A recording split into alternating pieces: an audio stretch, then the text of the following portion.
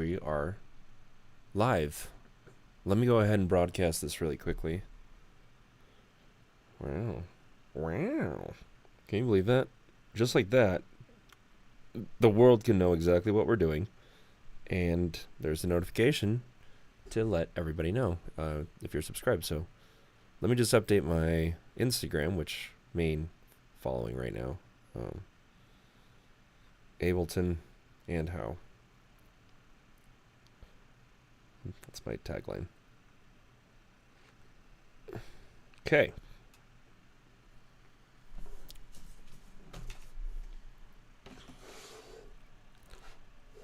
This is brought to you by Sprite Cranberry. 'Tis the season to get hydrated. Or I mean, probably not hydrated. Anyways, I'm flipping the screen on this guy so that you can actually see what I'm doing. Bear with me. Okay. If you're in the chat on Instagram, I'm so sorry. I won't be able to actually read your messages till a little bit later, but I'm working on a new track, and I have to redesign it because my computer just crashed from a memory buffer issue. As soon as I loaded a VST, my favorite VST being Supercharger GT, into the bass group, it just crashed my computer. It literally saw it crash.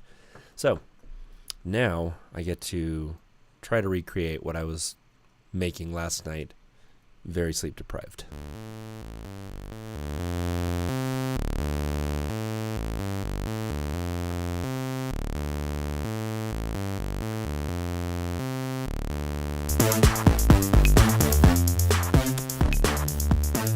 So, as you can hear, it's bassy. I needed to fill up the room. So I'm going to switch over from a sawtooth to a sine wave. So now we just have a pure sine wave. I'm actually going to add a sub that's 1.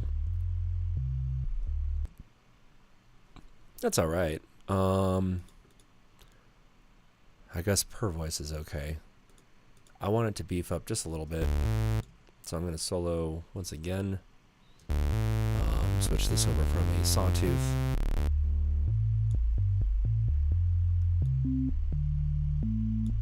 Over harmonic just a little bit. Give it a little stability. But the big thing is adding a unison and being still in phase on one level. The way that you can hear it is if you route your filter, route both sounds through the filter 1, and then as soon as I beef it up with the drive and the fat, well, then that just it does the work for me. There is one problem, however. It's too much. It needs to be tasty, right? It's a breaks track, which means that it probably just needs to live in the moment before the kick replaces what the frequency, or what is majorly amplified in that frequency field, which is low end. So I'm going to go ahead and shorten the tail here. And I'm also going to decrease my release just enough. I'm going to decrease oscillator B. There we go. And I want the saw, or I can add a little bit of grit by changing my sub. But now it needs to live in the subfield. There we go. That's tasty. So now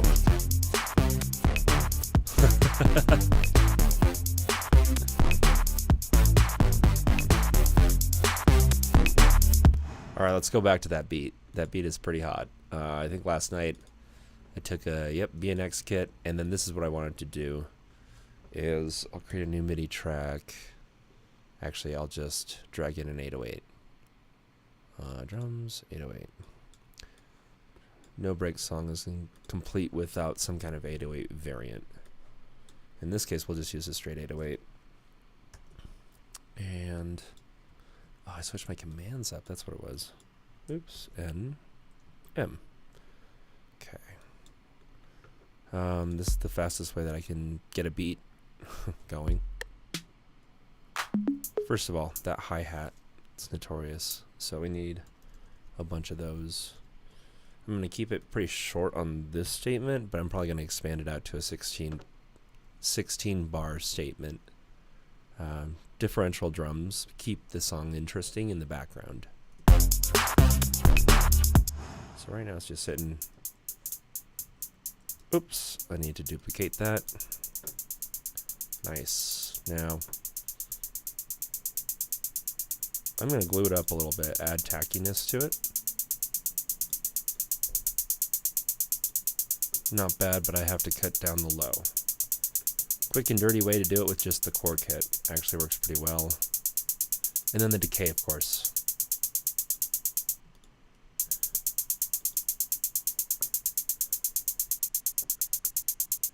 I'm going to add a fade out. So it's a one shot. Like a sprinkler.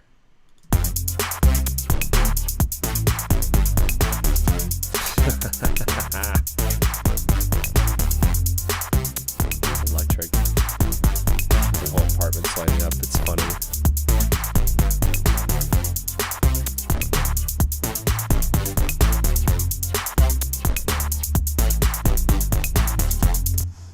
So that's a cool, like, in the zone rather, in the mood for breaks. I don't know.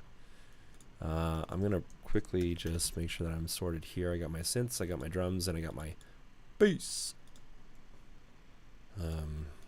The top end is the brass part of the bass, and then this is our sub part of the bass. So again, just the sub is nice round sound. It's contained. Oh, we haven't even worked with that thing yet. Okay, so now I'm gonna solo just the bass part, right? Holy crap. This is my favorite part about this plugin. It tells you how to adjust your input so that you get the absolute grit. That's the way.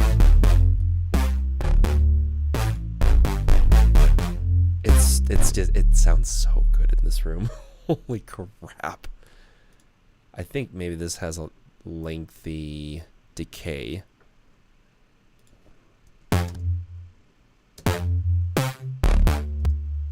Yeah, it does. And then maybe a gate afterwards, safety gate. I gotta keep it short.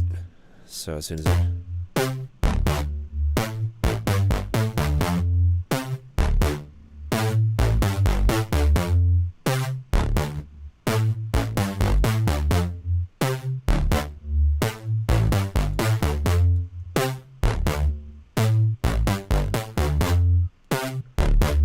There we go.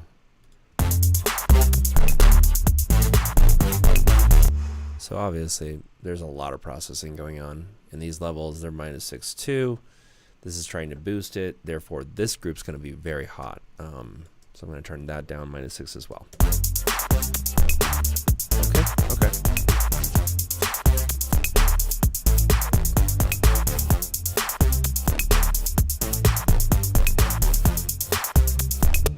So we are lacking a little bit in the mids. The way that we can compensate for that, because good chance that this is taking a chunk out of it. Yeah, it's exaggerating the lows. An EQ8 can help you target where you're going. So in the bass group, adding an EQ8 will actually show you the frequency response that you want to stay in. In this case, I want to keep the low sub, but I want it to hit more like an 808 around the 54 hertz, 56 hertz region. So we'll just go ahead and map that out really quick. -4, to get that notch. Oh yeah, I'm rolling it at 30 hertz. That's a good one. In reality, you can turn up certain frequency responses, but as soon as you turn it +3, you risk the channel becoming what sounds out of phase. And that's because you're exaggerating amplitudes that otherwise naturally occur harmoniously over here, or harmonically rather, over here, detailing where it is in actual space. In this case, it's a synth. It needs to hit pretty brash and right in the middle, so I'm going to carve out a lot of the higher frequencies in the bass. because the bass has quite a bit. And then that also helps the sibilance of the hi-hats when you compress the track or send it to like a streaming service. If you distro it, you want to make sure that your track has as much space as possible. If you're playing it and you want it to be full pedal to the metal, then just carve out your frequencies so you don't get bad responses, and try to avoid adding anything on your EQ8. Just always subtract. Subtractive mixing is your key. That's how you're going to create loudness ultimately. The pocket for bass tends to be around 350 hertz.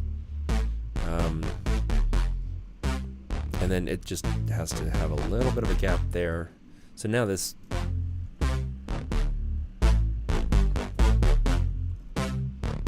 has the grit. Now I'm going to add a supercharger afterwards.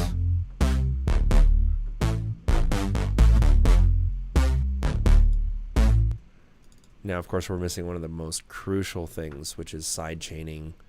It's anything. I think we have, one side chain on this synth that is off. But once we put that into the bass channel, and then adjust for, you want to make sure that your bass is as loud as the kick in the track. In this case, it's part of this one. Okay, so there's also an off kick here.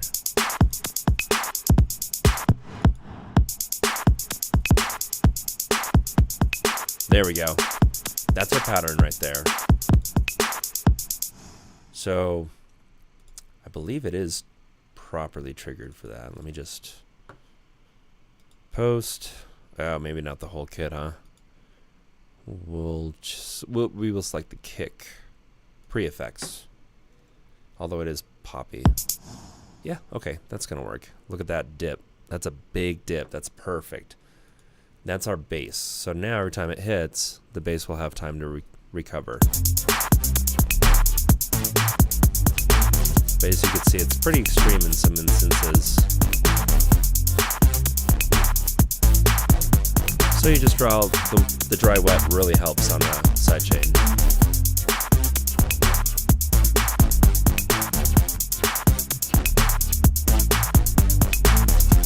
Yeah.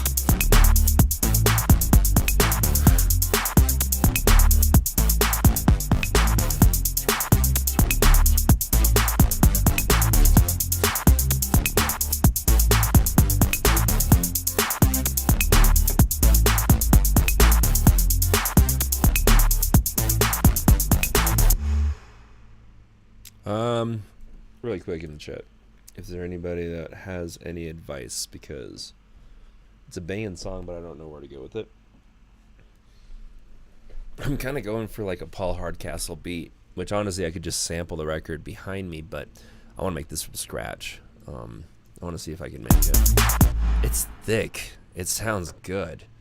I want it to be brash, in your face kind of sounding. Something to do with the synth. There's got to be a synth, like maybe a very basic. I'm gonna drag Serum. Or now I'm considering things here.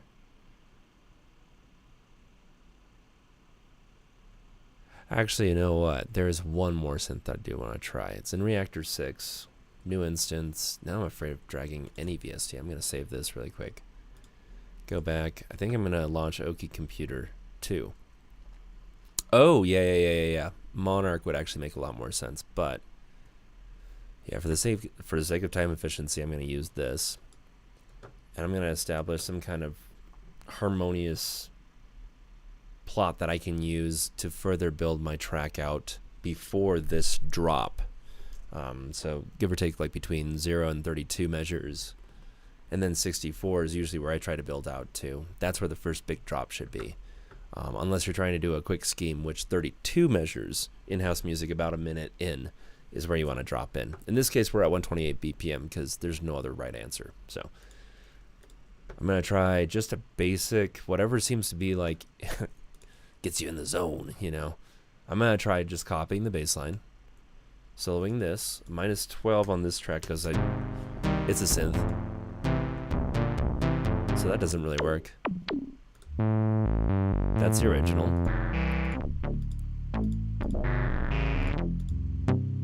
I'm gonna find them like nice. Yeah. Yep. But I think it's gonna be up, and I think it's gonna be a 7th. So these are our nodes. I'm gonna go ahead and highlight all of them. 1, 2, 3, 4, 5, 6, 7.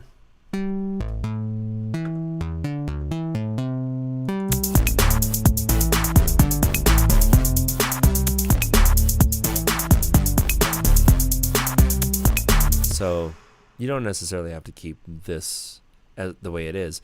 You're looking for a repetition in the melody. That's what helps you bring it back, right? So like I like this part a lot. Bum, bum, bum, bum. And then the rest of it's just more.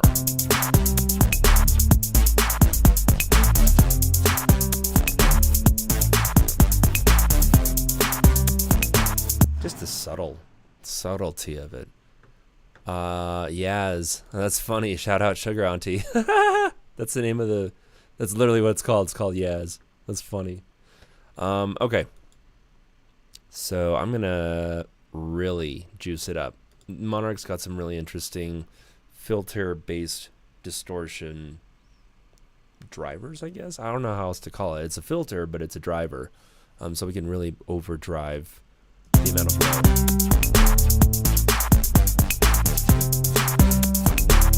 Nice and silky. I like that. That's cool. Right now it's pretty... Okay. Bring it down an octave, maybe.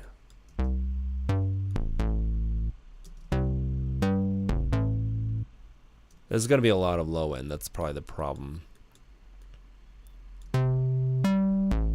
That's nice. That's nice.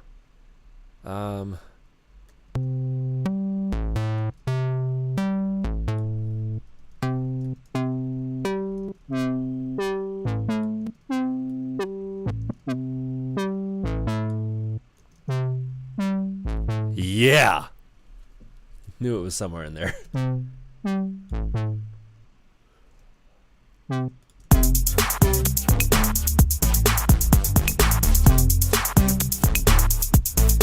Vocals on this. Oh my god, I want vocals on this.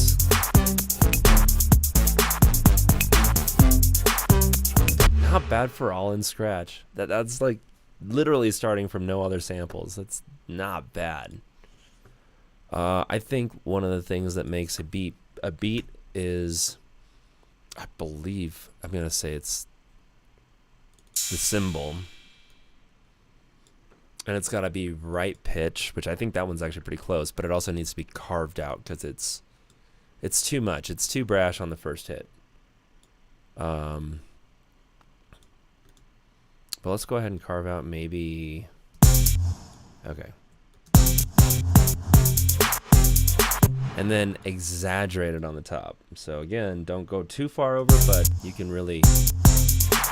There's the crystallized... And then, of course, it needs to have some kind of chorus or delay. I will show you how to make a delay where it hits basically right over here. I'm pointing to my 30 degrees to my right. Basically, what I'm going to do is I'm going to decrease the feedback, increase the dry wet, so it's a full signal going through left-right delay. Unlink them, which means that you have to switch this back to time mode. And then to perceptively hear something back there, the sound waves would have to hit you differently just by millisecond or so between both of your ears. And that's what you're accounting for with these two dials. The left and right is the approach of when that sound's supposed to hit you in that ear. In this case, it's going to be delayed to the right. So I'm going to go ahead and adjust my left time to its base medium, which is 1 millisecond, and then make it so that it hits a little bit closer to the right side. That's how you put things in a sonic stereo field. It's really fun.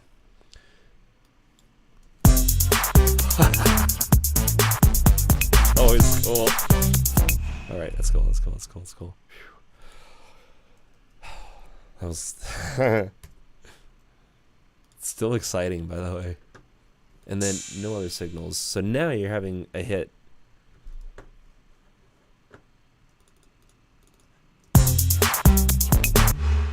Cool, that's where it's left off. And it's progressive. But now the pitch, that's what I'm hearing now. It's like the pitch is just not right.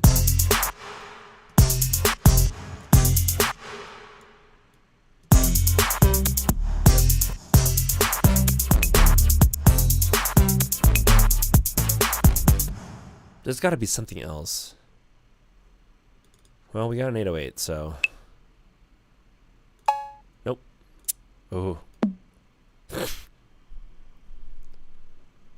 Bump.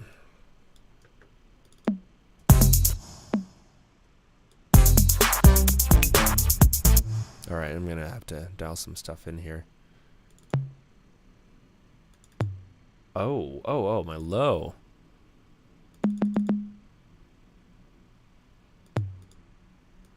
It's almost there. Nope. Come on now.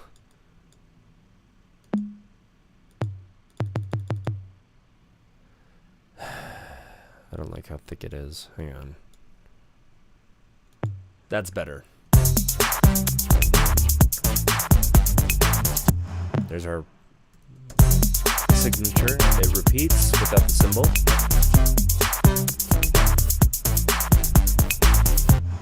Nice. Twice more. And then...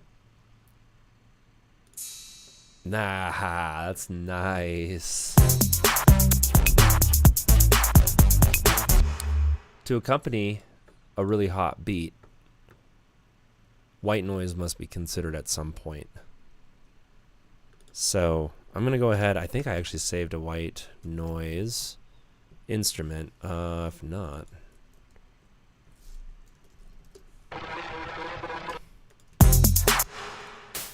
Any way is possible. You don't have to generate it, but if it's quicker that way, then I guess I'm just going to do that. Operator actually has a great noise generator inside of it. All you have to do is switch the wave in the middle to noise.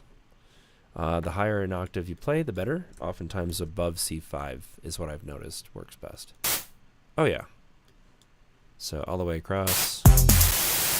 It's obviously all the noises at once. So what you want to do here, for one, you can adjust it. Oh, jeez.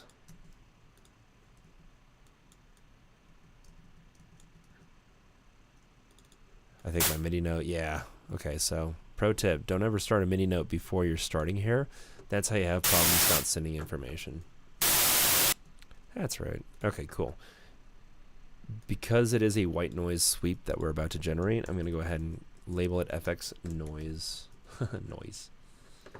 I'm going to insert the MIDI clip is in there, so I'm going to go ahead -12 on the noise. And we can also drag that into our effects as a new track. So I'm going to go ahead, not drag, but rather group from right-clicking, hitting effects, relabeling white, saving, easy. Down here we have, so that's part of our bass. Alright, that's a synth. So let's try SY brass, which is, yeah. And there's nothing else on the master, so now we have this nice sound. It cuts right through. There's no sidechain. But it also doesn't have any space to it. I could either add maybe a new return track and then just kick up a little bit of ambient space with a quick delay. Replica XT is perfect for that. And I want it to sit in a nice... a big room. I'm thinking maybe something like...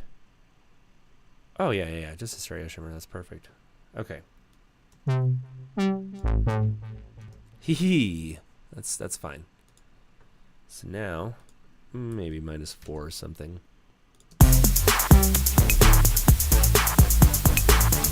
Now, meanwhile, we have this noise, obviously. It's a bit obnoxious, but it's really easy to carve out if you just use an EQ8 and really roll it off. Really roll it off.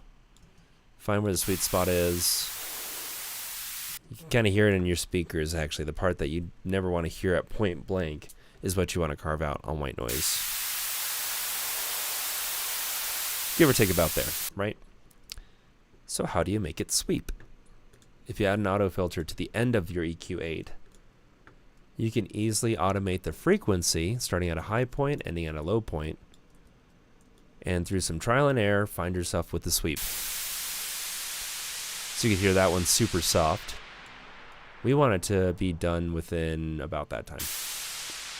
It's brash, it's bold at the very beginning. We could even drive it if you'd want. In this case, I want to do that, but I'm going to put the auto filter actually before the EQ8 so it can carve out a lot of the higher frequencies that otherwise will become muddy when the song gets compressed with the 808 hi-hats or the various 16th note hi-hats that you hear.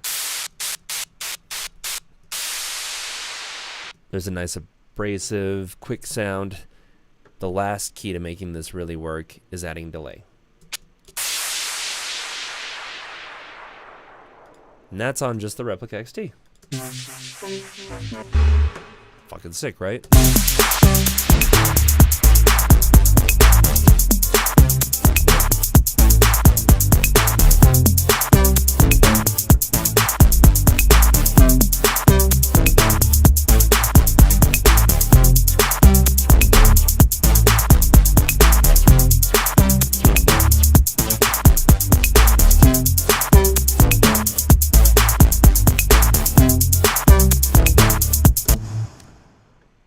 Okay, that's fun. That's really fun. I'm going to save that. The beat's hot. I think it could be hotter, honestly.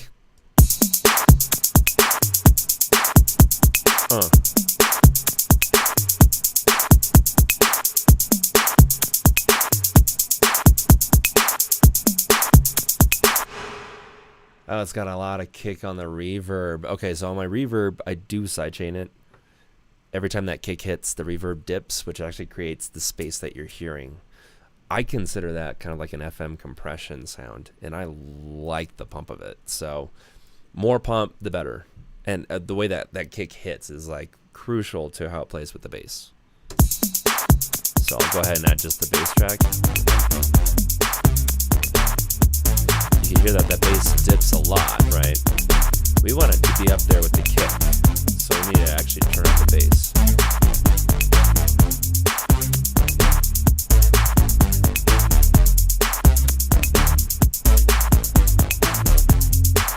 And then monitor your sub channel. It's a very sensitive thing. It's going to fill up the room no matter what. So maybe -12 on that guy, and then more aggression on the thick of it.